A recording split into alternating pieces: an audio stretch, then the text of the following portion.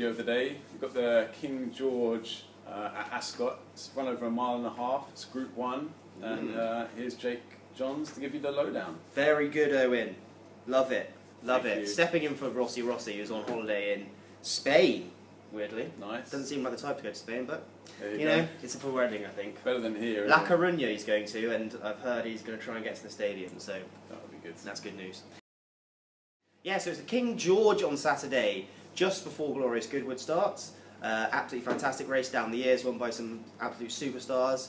Had a little bit of a low period recently, hasn't had that many high-profile winners, but John Gosden is going to send his wonder mare there, Enable, who won the Irish and English Oaks. So that's very, very interesting indeed. The weather is going to be really important. So there's a lot of rain forecast from now until Saturday. Well, when I say a lot, I mean not. Some are saying there's going to be quite a lot tomorrow from about 1 PM onwards, and a little bit on Saturday as well. But it could come after the race. But some are saying there's not going to be any rain tomorrow. So it's kind of up in the air still. If there is rain, that's obviously going to help the chances of good old Finn's Jack Hobbs, who absolutely bolted out. He was, he was terrible last time at Ascot. Way too bad to be true. He looked like a superstar in the making in the Shima Classic, where the ground was absolutely atrocious. They had a monsoon basically just before the race, so the ground was chopped up. It was terrible, but he won really well in a decent field. That race is worth a lot of money. But I mean, last time obviously it was on over 10 furlongs. Probably didn't help him, and it was on fast ground. Definitely didn't help him. But I mean, even so, it was absolutely awful, and he is prone to put in a terrible run. I actually tipped him for that, the Prince of Wales it was, but he just completely disappointed. He's run well on good to firm in the past. At his best, he has an absolute definite chance, but you just can't tell. I thought maybe he finally got a bit of consistency to his game, but he just obviously hasn't. I mean, he just can throw. He's prone to just throw in a crazy one like that, so you just can't trust him. 5-1 at the moment. If there is a lot of rain, then yeah, he's got a big chance. Highland Reel was the. Were you going to say something? Sorry. I was going to say the Iron Horse. The Iron Horse, Highland Reel. That's his new name. He is the Iron Horse. I have never been that big of a fan, but he is the Iron Horse. He just does not like getting past. He won that Prince of Wales in very taking fashion. He just grinds it out, and he is seriously. I mean, he's improved massively from last year. There's no doubt about it. I thought that Prince of Wales was going to be a terrible race. That's why I thought Jack Hobbs was going to bolt up. But Ulysses was in behind, and Ulysses has won the Eclipse since then, ahead of Barney Roy, who I rate massively. So that's pretty good form, really, in the grand scheme of things. And Highland Reel has a definite chance. Big concern, once again, the weather. He needs fast ground, and it isn't going to be fast ground. It looks murky out there at the moment. It's impossible to tell, really, what's going to happen. It is impossible to tell, but no matter what, it's not going to be fast ground. And he to show his best, I think he needs really fast ground. He won at Breeders' Cup meeting last season, albeit a fantastic ride by Jamie Heffernan. But I don't know. I think he might just get caught up by the ground this time. Although he is an absolute, the Iron Horse. He is the Iron Horse. What's But yeah, if we don't get too much rain, then he's going to have a definite chance. But even if he did get good firm ground, I still don't think he'd be able to get the better of Enable, mentioned earlier at the start in the piece. She's going to be my tip for this. You can still get her at 11 to 8, even though the declarations are in. I'm currently double stakes with this one, but it's going to be max bet if we don't get too much rain. If it's like we get an absolute downpour and it becomes heavy or something, then it's going to be much trickier. So at the moment I'll stick with double stakes, but if we don't get too much rain, I'm going to go max bet. That's triple stakes. John Gosden, Frankie Dettori. As mentioned before, John Gosden has been crucial to the King George through the years, especially recently when it's been kind of dying, basically. He's sent his best 3-year-olds here, especially his best real thrillies. Tugruda went here, of course, where others keep their best 3-year-olds fresh for the Arc. Basically, the Arc is kind of what the race that people want to win at this season. It's just the popular one, more fashionable one at the moment, but it could turn around. I tipped Enable for the Cheshire Oaks earlier this season. Julia obliged with an easy win from the front. I then, absolutely moronically, left her out of my tips for the Oaks. Once again, just foolish of me because she basically destroyed them.